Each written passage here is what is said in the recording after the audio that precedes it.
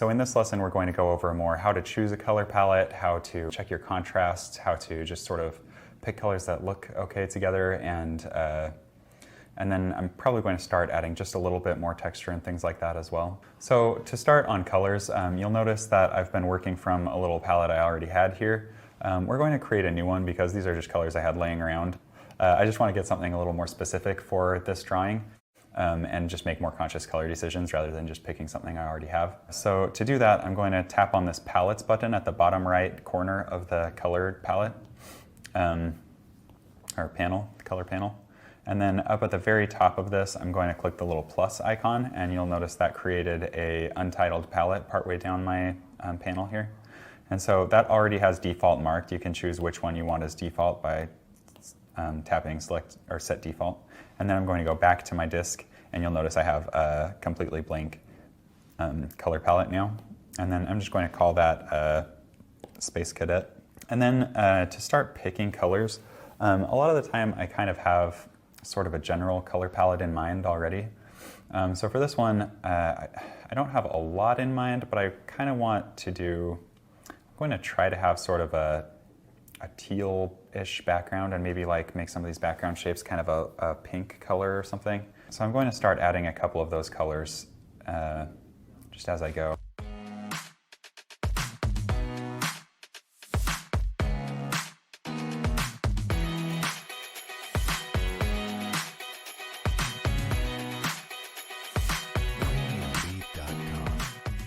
So to start with, I'm going to go, because I know I want a kind of teal background, I'm just going to drop that in there right now. So the way I did that is you tap on your layers and then just tap on background color. This is kind of a special layer that you can't do anything with except choose the color. So when you tap on it, it will automatically just drop you in this colors palette, and you can choose what color you want your background to be.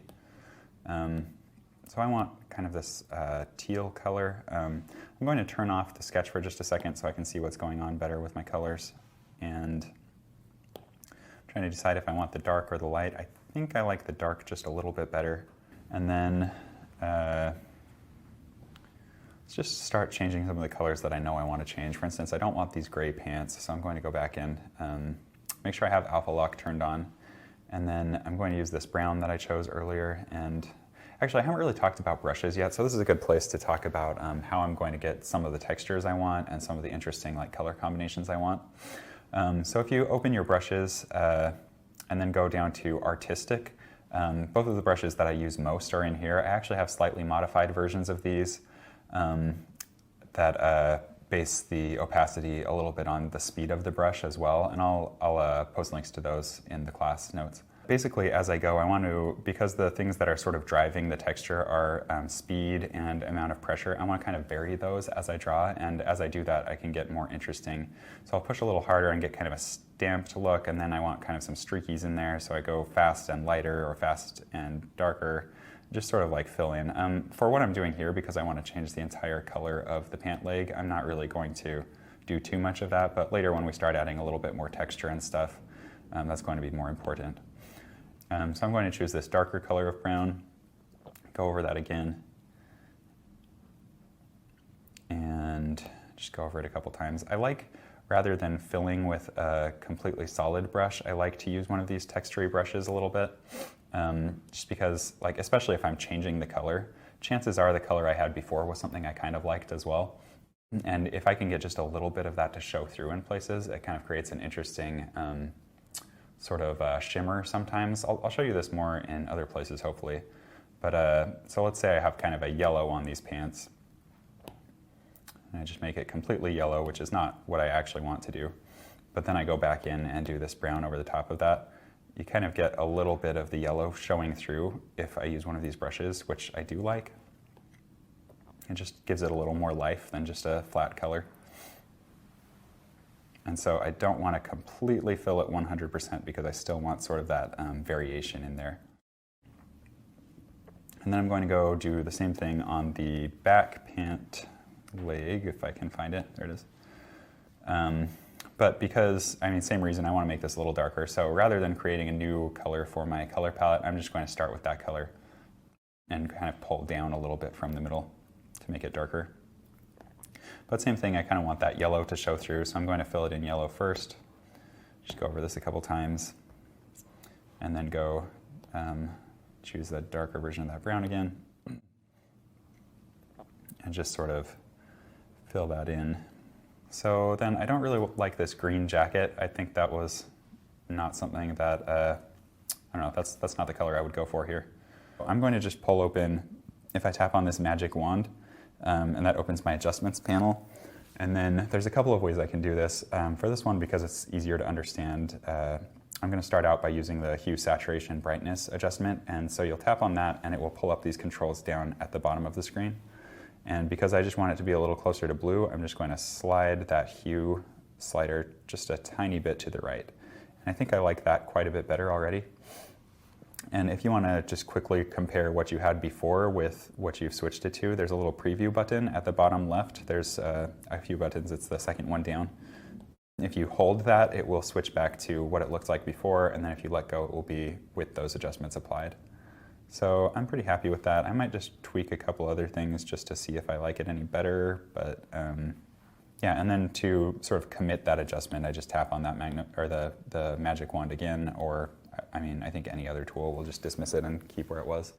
But let's say for this helmet, for instance, unhappy with probably the shade of red and just how bright it is. So I could use hue, saturation, and brightness, but I typically use curves for this sort of thing because you get a lot more control, but it is more complicated. So I'm just gonna, basically when you're using curves, you have four different, I think these are called channels. Somebody can correct me in the comments if I'm wrong. But you have your composite, red, green, and blue, and composite is going to adjust, I think, all of those together kind of. So basically that's affecting brightness more than anything. So I'm gonna pull that up just a little bit and then pull it, let's just start with that. And then I can add more red. And basically the right side of this little chart is going to be your lighter colors and the left side is your darker colors. So if I want the dark parts of whatever I'm adjusting to get darker, I can pull that down. If I want the dark parts to get lighter, I can pull that up. And vice versa. If I want the light parts darker, I can pull this down. If I want them lighter, I can pull it up. And because this is pretty light mostly, you can see this little red peak. That's where the color is because I only have one color in that helmet. So I'm just going to pull that up a little bit. And I might want to just tone down how red it is by adding a little bit of blue to it. And then same thing on this back arm. I'm just going to go adjust that really quickly. So here, I don't want to adjust that back leg even though it's not showing, just in case for whatever reason I did decide to show it. All I'm going to adjust is this part. So I'm going to use my selection tool to just select that area of the layer even though that has the back arm and the back leg on it. I only have the arm selected. And then I'm going to tap the magic wand. So I'm going to open curves. Then I'm just going to bring that up a little bit. And then the last thing I wanted to do here was just go make the boots dark. I don't really love the light against that light background, so I want them to be darker than the background, so I'm just going to come into curves and basically just make them black by pulling the composite all the way down. I think I'm going to block in a couple of the shadows really quickly. I know I'm going to have one here on this back leg.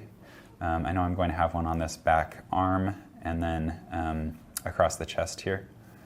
And then one under his chin and on the helmet potentially, and then one on this front leg as well. So I think I'm going to block those ones in. So I want kind of a bluish shadow where the shadow is darker or a deeper shadow, and then towards the part where it's more in the light, I want to make it just a little bit red.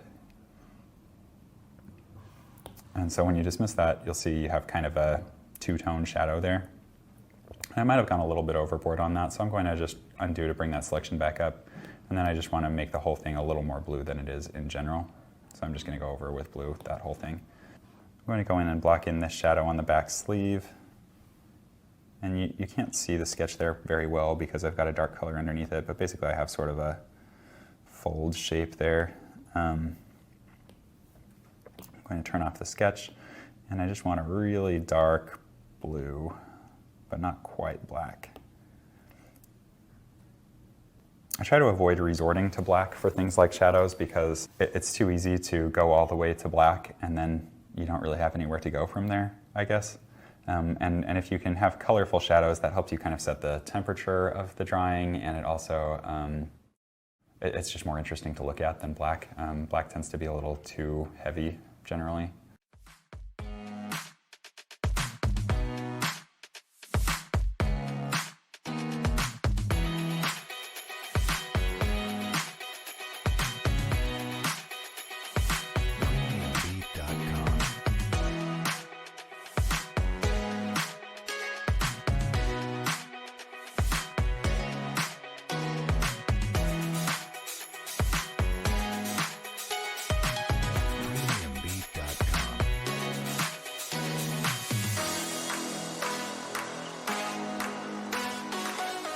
So I think I'm pretty happy with where this is for initial color changes, and we're going to start getting into adding some background details, maybe a little bit of texture and some tweaks to the colors in the next lesson.